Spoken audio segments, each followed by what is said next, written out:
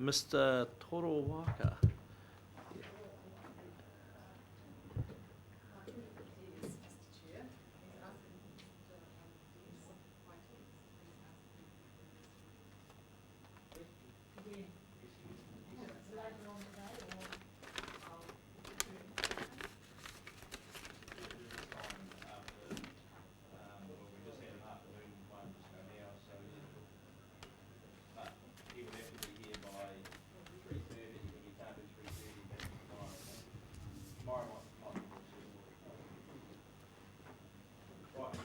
Tēnā no koe te rangatira. Ko tai mai I mui o a Matau, hara koe te waiwai tapu. E co-chairman mo e rātu komiti, nō reira. Taku ki ngea hoki ako whakaro ki tō pāpā, ue hatu. Nō reira te pāpā me ngā itua huhua, te tūpapaku I takoto I te marae o motu. Tēnei te mihi atu ki a kouta. Nō reira, piki mai, kake mai, kia ora no tātou. E pai e tika me whakahoki I tō mihi ki au. Tēnā koutou katoa. Tēnā koe Toro. Okay, 10 minutes. About 3 minutes, probably. Yeah. 3 minutes. I've got a Mine's suspicion. mine's a very I've got a simple suspicion where you're I'm a heading very with this. simple but man. 10 minutes, but if you want us to ask you questions, we've read your submission, but kia ora.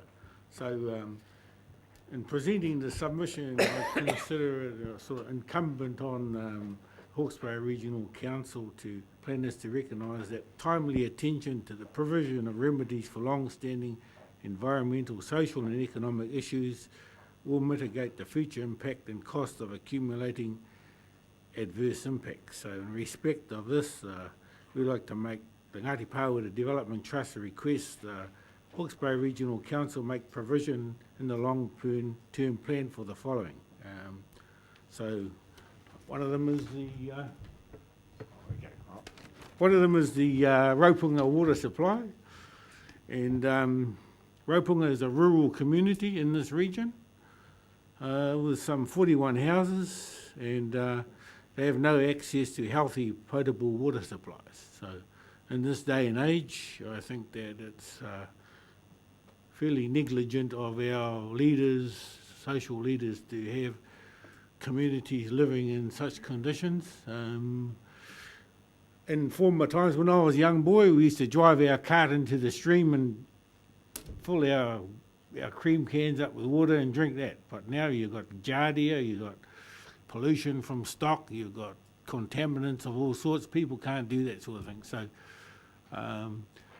it is an impoverished community and they need help. The Ngati Pahauwera Development Trust, we've allocated $90,000, but we can't pay for it all, nor is it our responsibility to pay for it all. So I would like,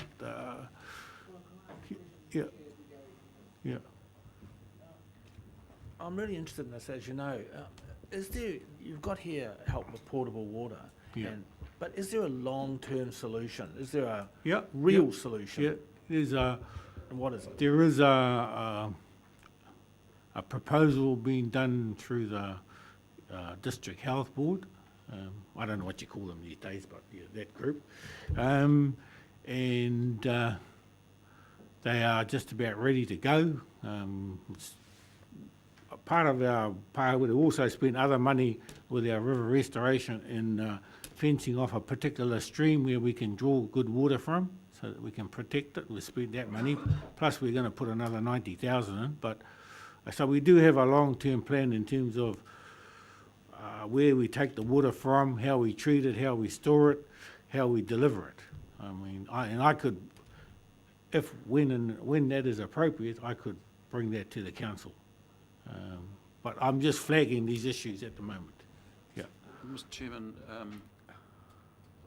Toro, is Hastings, Wara District involved in this? Wara District Council is involved, yes. Yeah, because I mean, it's sort of, essentially it's their prime responsibility, but we still got that fund that we're using for small community sewage systems? Yeah, Or no, water we system? haven't, Councillor. It's been diverted to I was going to say, but we had a... you were going to say through your microphone, weren't you? It's on, isn't it? Oh, is it on? I can't really see from here. So. The community that you're representing here is not the only community that's got this problem, as I'm sure you're We aware. understand it, yes. And one of the early submissions we had and talked to yesterday was from the District Health Board, and they were proposing a scoping study, and that we co-funded, I think, is what the proposal was, to just establish the extent of the problem in Hawke's Bay and how we can address it. So in the wider context, something's going to happen. In the in the shorter term, which is probably what you want, you've actually already taken some steps to come up with a solution. Other communities are not so lucky yet, I don't think.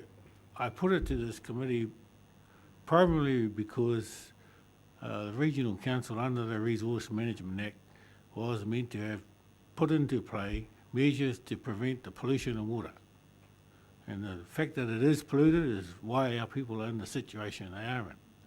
So under the Resource Management Act also there's items where you're required to remedy problems. So I'm not saying that, I'm only asking for help. I'm not saying you are the prime.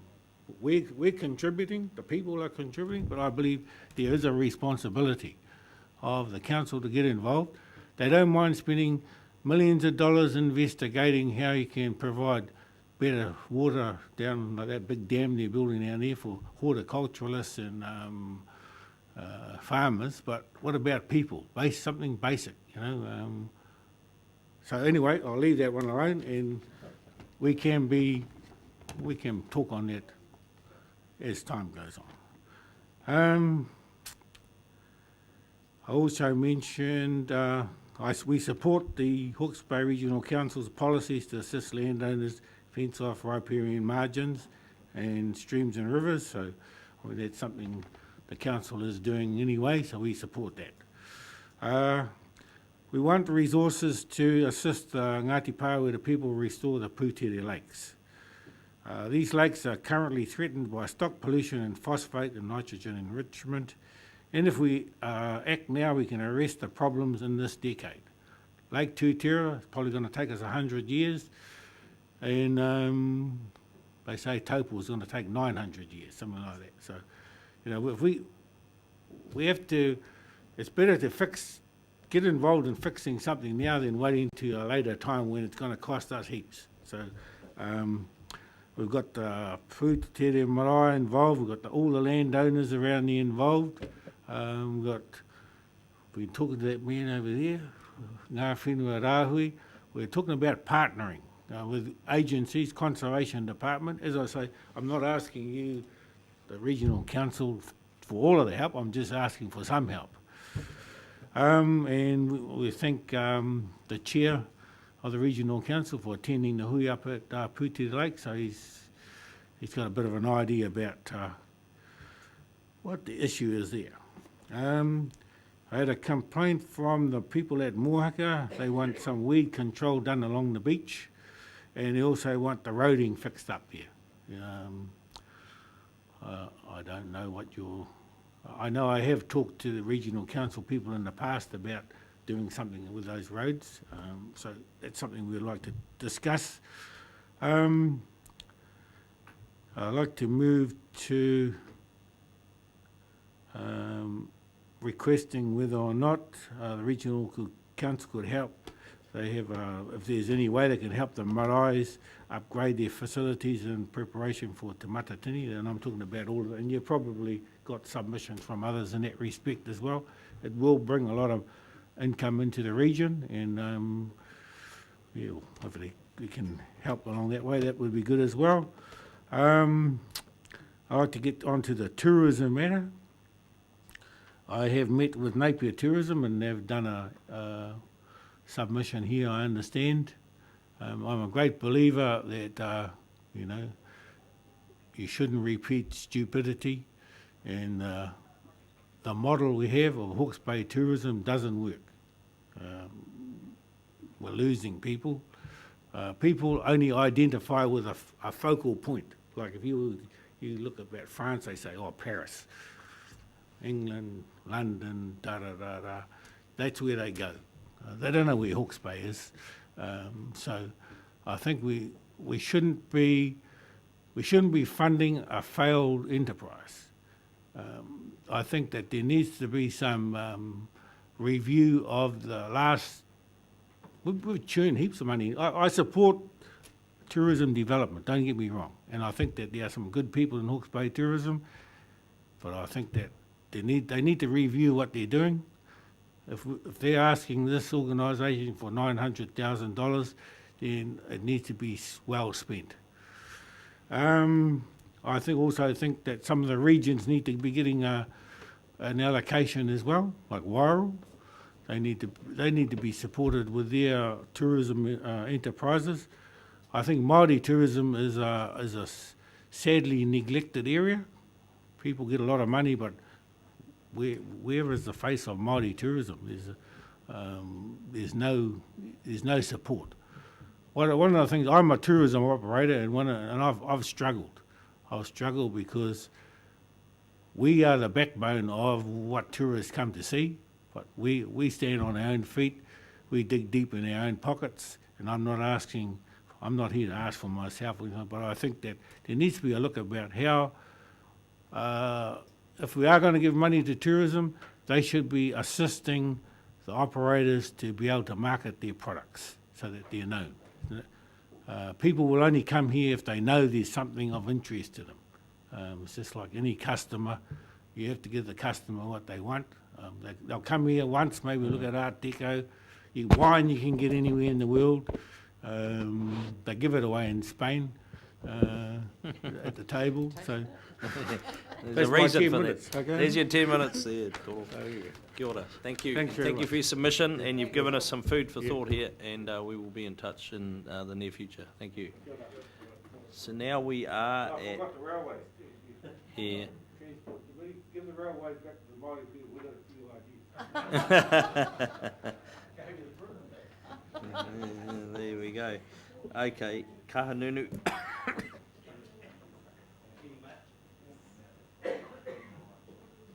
Excuse me.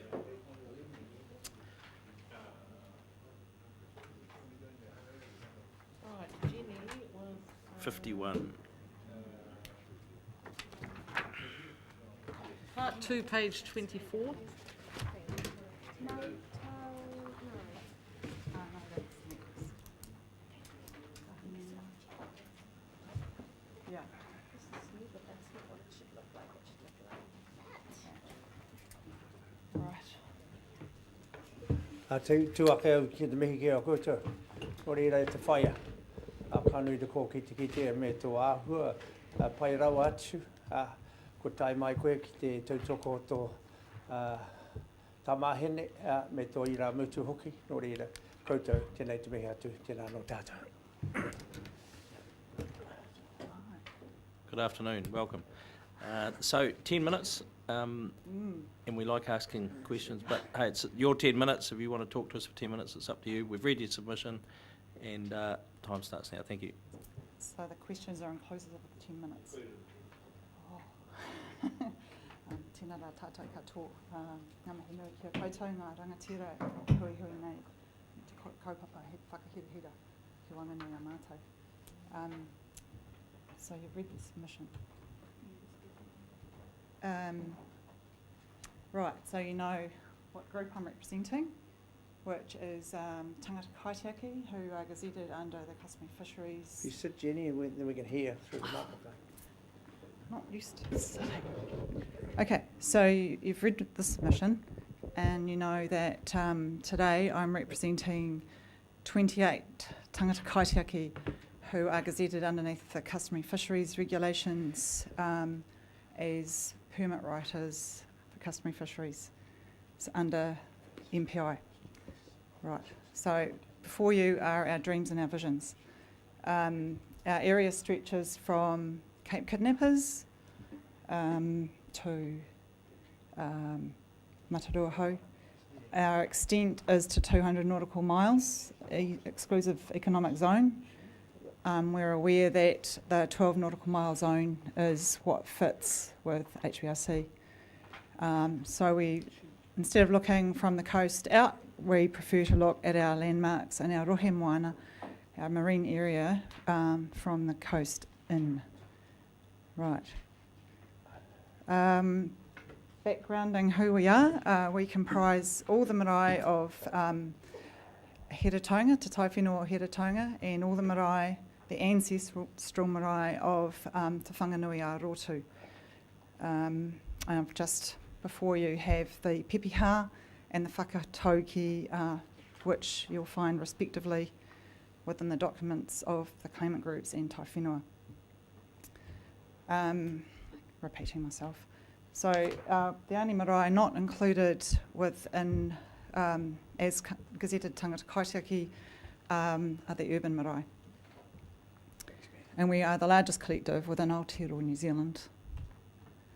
So I'm trying to give the Māori flavour here, so we will start with the names that you see before you, Te Ihu o Tere, which is a name, a lot of Māori words come from the Pacific, so not just peculiar to here, but as the previous submitter was saying, we've got an iconic landscape here.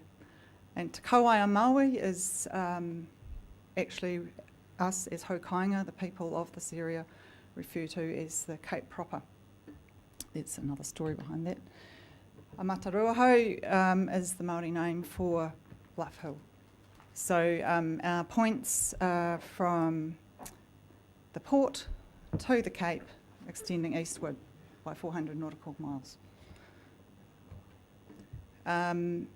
Just put before you that because we are a Māori group of Tangata Kaitiaki, then we are emphasising Māori traditional knowledge, mātauranga Māori, and as much as possible, well, completely operating within the Maramataka, which is a planting and fishing almanac calendar. And what we are focused on doing is transmitting intergenerational knowledge. Mauri, I thought it's really important to background with Mauri, life essence. Some of you would be familiar with this topic, but we have Mauri divided into freshwater, saltwater, estuarine, coastal, lagoons. So in brief, because you might want to ask some questions. So why order is life-giving, why kino, it's like flooding, etc. Why kino can be improved, can be changed back. Why mate, physically dead. So we do have dead zones in Te Moana Nui a Kiwa, the Pacific Ocean. We're actually seeing evidence of dead zones right here within our rohe moana. Discharges, sediment transport, fine silts, gravel, excluding extraction, stormwater to fresh marine environments are incongruent with tangata whenua values. The wastewater plants, Hastings, Napier, domestic, industrial, Tangata Kaitiaki would like to know especially what's in the contents, the toxicity of the industrial waste, please. Same goes with the port of Napier. The dredge spoil has been disturbed sediment that's been there for decades, and the various fishes, even though it's not within our rohe moana, but we do have the beautiful town reef, very sweet mussels there. We are concerned about the state of those mussels, and they ultimately reflect the state of us as tangata whenua, the health and the well-being. Microplastics, you might not have thought of plastics and microplastics, but the big thing globally is removing single-waste plastics from production, therefore the waste stream. Keep the oil in the soil, the coal in the hole. We've heard that from other submitters. Plastic is ubiquitous, there is no going away.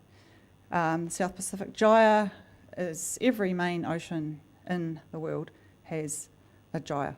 So we have our own South Pacific, south of the equator. Everything breaks down, turns into a plastic soap. You can imagine how that intercepts the life cycle of anything you like to mention, including humans. So just microfibres, every time you wash your synthetic garments, blankets, whatever has become the trend, thousands of microfibres are released into the marine environment. So just would like HBRC to park that information into their planning somewhere in the future. Gannet and seal colonies. Well, I'm speaking on behalf of Gordon Paku here, Roahapia. His favourite topic is we need to estimate the amount of fish that the gannets are removing from the fishery. So I need to put this here with respect to Mr. Paku. What effect does that have on the ecological balance of the fishery?